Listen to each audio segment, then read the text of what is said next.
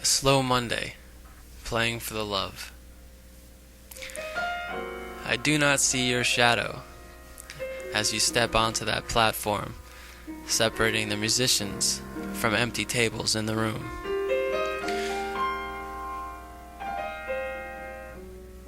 Nor does it play upon the walls, your fingers waltzing the keys during the first song.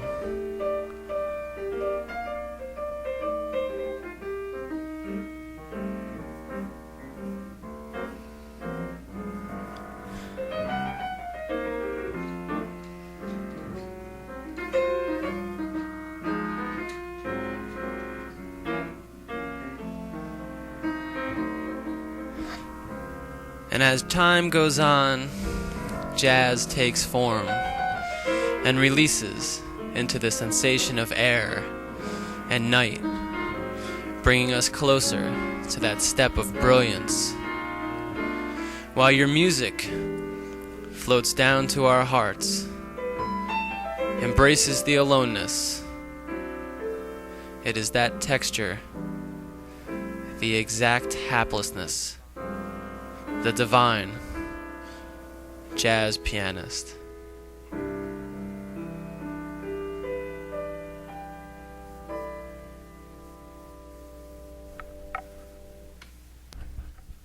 The Jazz Lounge, upstairs at the Van Dyke.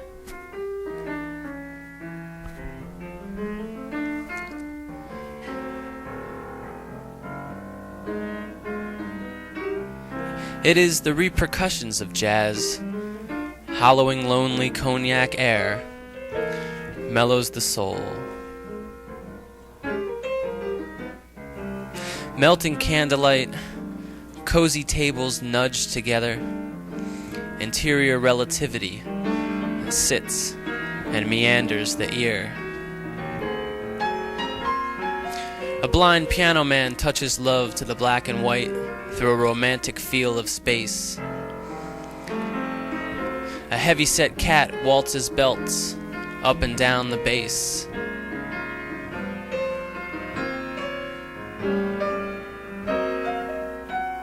And the heaviness of open sleep, liveningly exhausting in our eyes and lives, present in jazz, remembrances, and deep folly.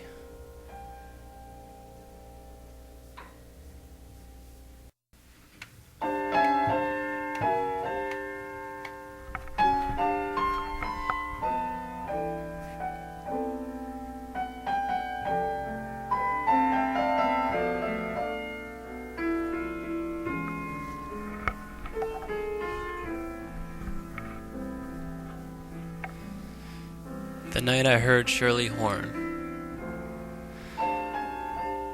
And there it was, sticking to my soul like the mist around high mountains.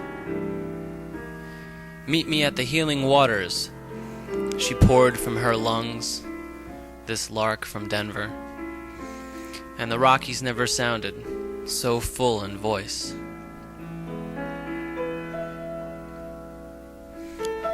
But no canyon nor plateau claims her floating tune, rising high over the air of dusking pink sky, infinitely closer than forgotten sorrow. Tonight, a songbird from beyond the Mississippi flew through the bayou, down past the Everglades, and perching on a palm tree outside my bedroom window, in one breath of one song, whispered through eternity to me, alone in Miami, the full sweetness of life.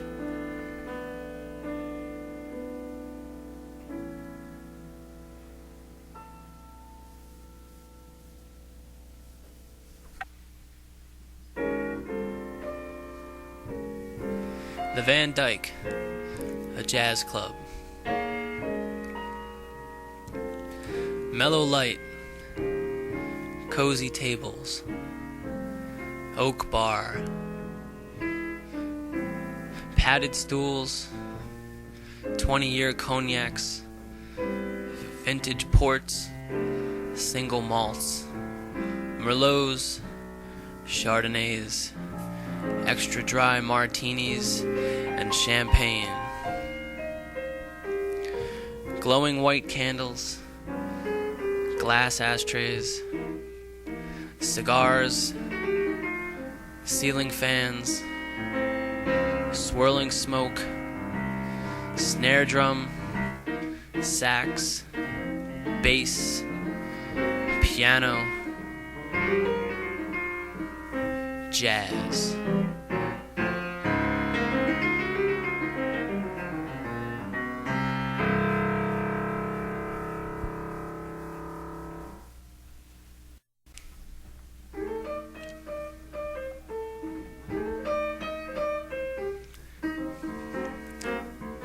A little haiku.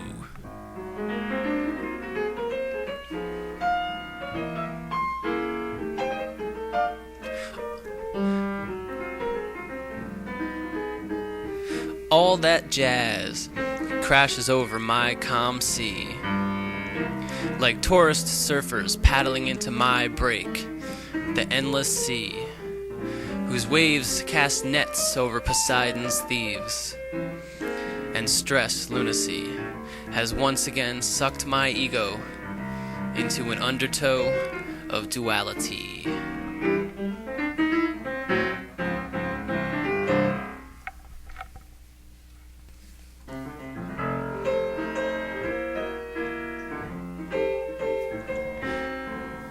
This is Like the Lost Poets with Alex.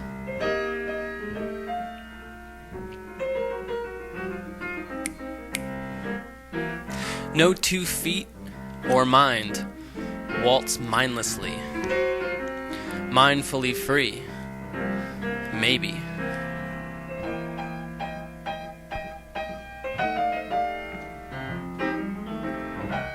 Disappearing from what?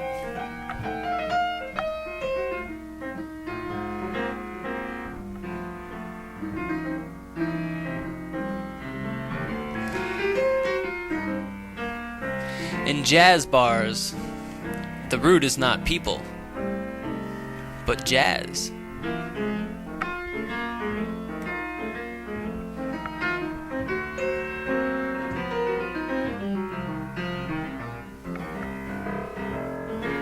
Memory music.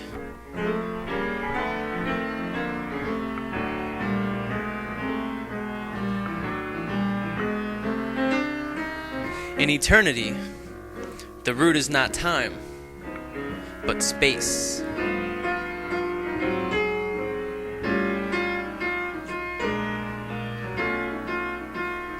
Just sitting and grooving.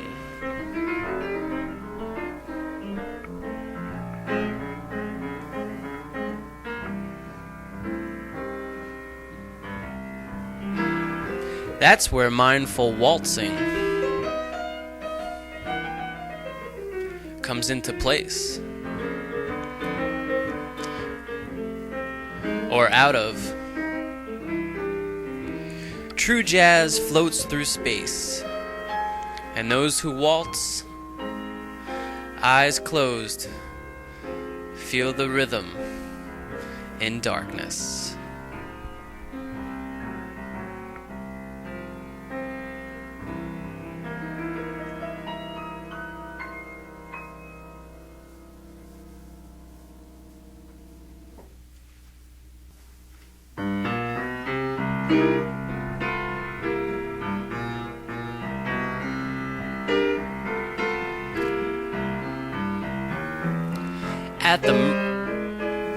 At the Mercury Lounge.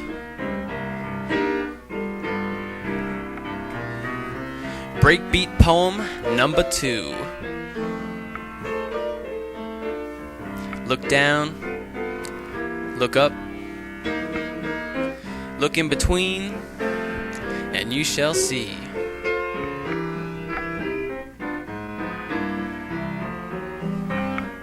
The dragon wakes in the breath of rhythm. That funky aura of smoke blowing in conscious mind. Rhythm in mind theory.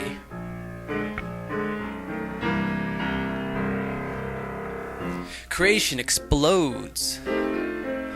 Beats of drums, wails of sax, vibrations of guitar, rings of tambourine, eyes of players equals tribal soothsayers.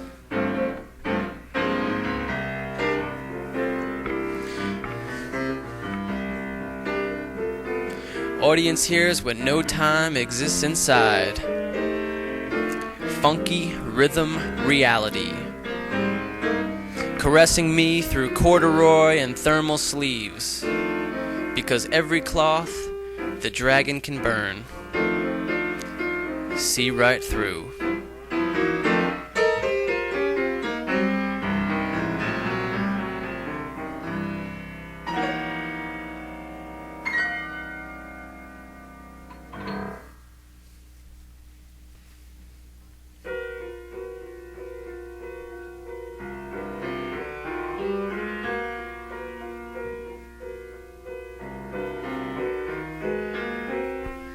This is for Bob Dylan, Jack Kerouac, and all the other dreamers out there who look within to find reality.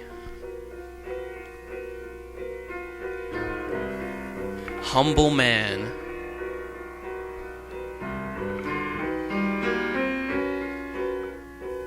I pray the dull vibration of the tracks. That organ. Legs shot full of turpentine, powdered face on display. My spirit ascends to the rumbling rhythm of the boxcar blues.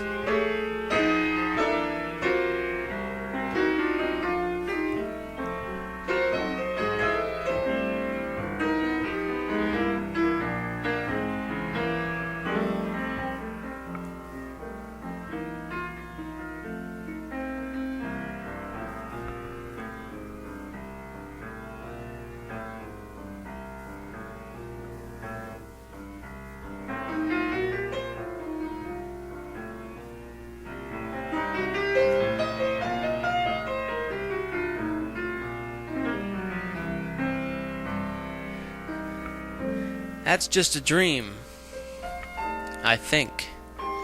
Leaning against old wooden pallets stacked in the corner of a railroad car, rolling through the shamanic mountains of a deserted northern Arizona, where coyotes eat peyote and howl at UFOs. By the moonlight passing through the open doors of our Union Pacific host, I watch a huddled hobo Buddha slap up a can of pork and beans with a rusty spoon. And out of my dreamy left eye, I think I see Jack Kerouac toss his worn duffel into this midnight ghost. But it's just an iguana poised in a shadow. I swig the last drops of port and stare into the rock scenes.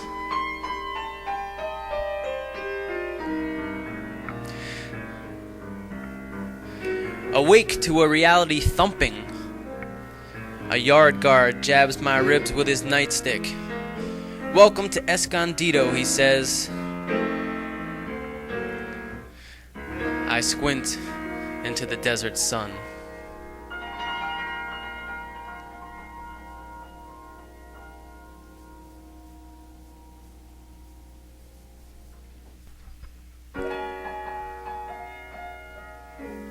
Waiting for the S-bus under a bright moon in Miami.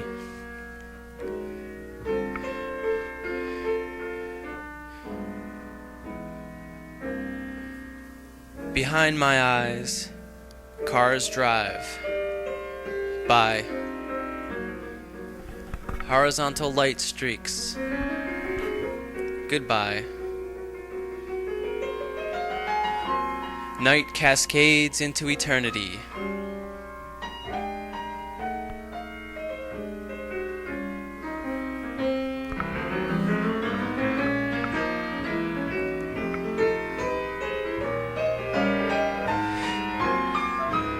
The sounds of static slip through headphones, and my ears can barely make her voice. She sings between that elongated space of time and memory.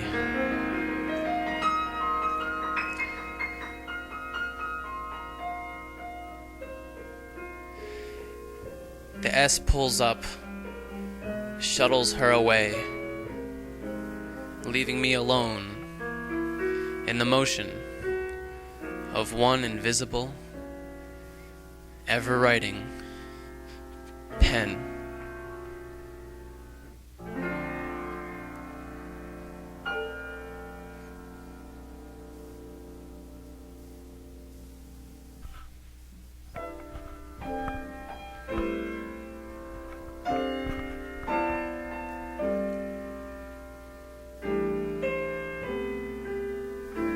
So this is a run-on, not even a poem.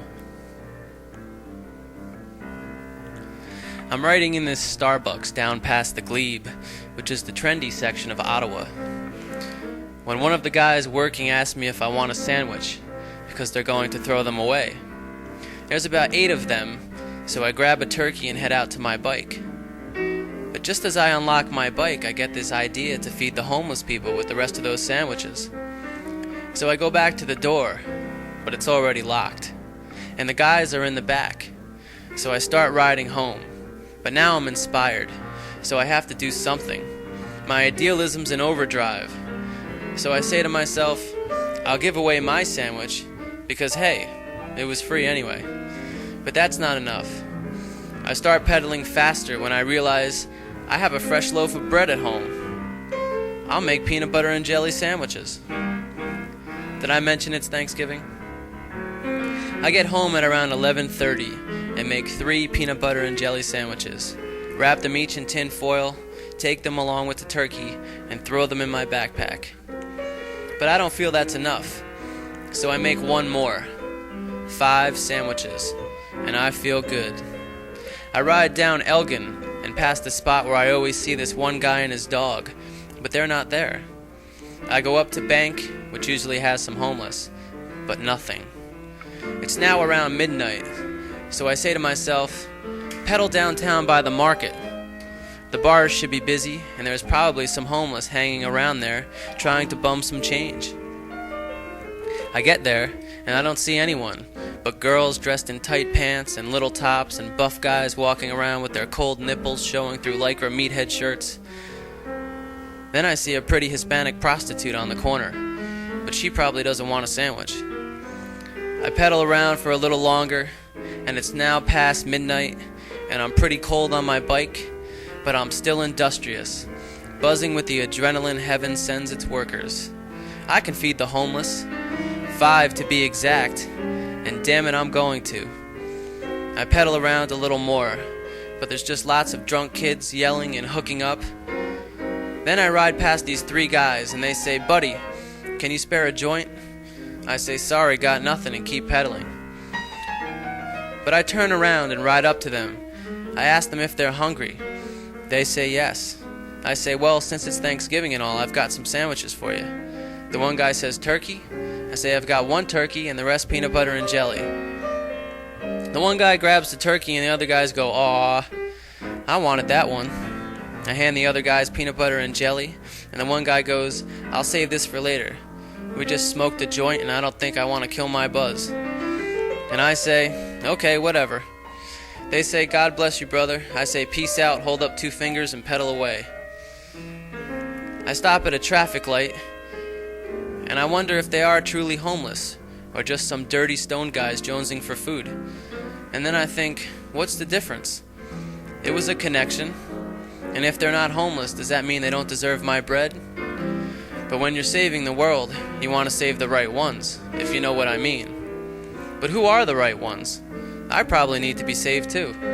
I'm just not hungry, that's all. So now I have 2 sandwiches left.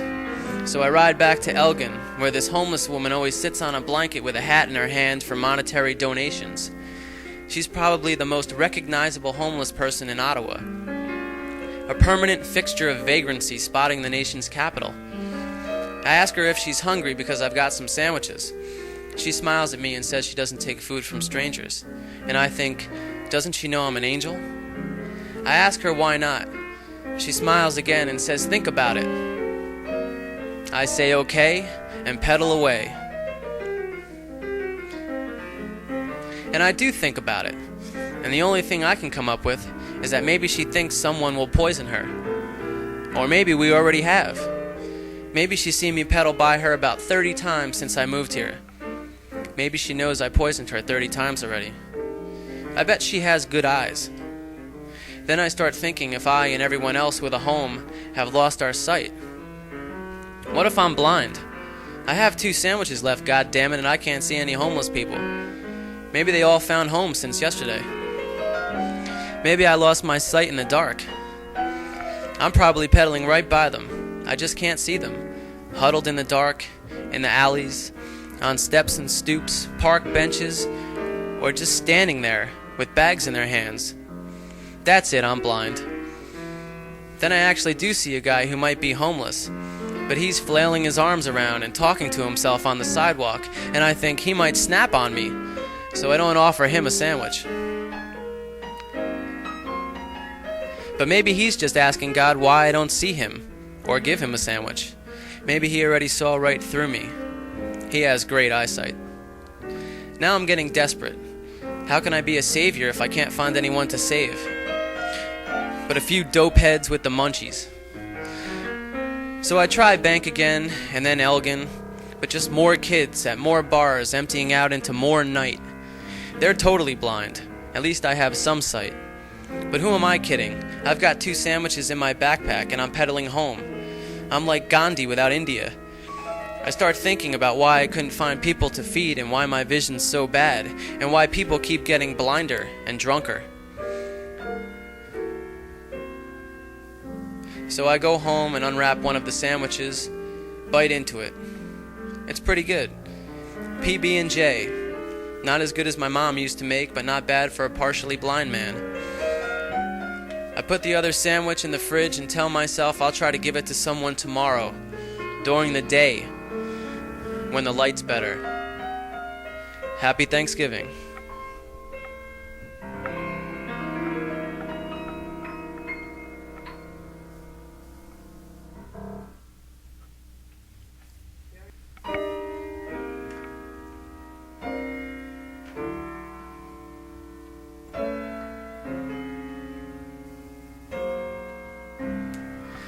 We're gonna finish up the Miami sessions with a little poem I wrote in honor of Stephen Crane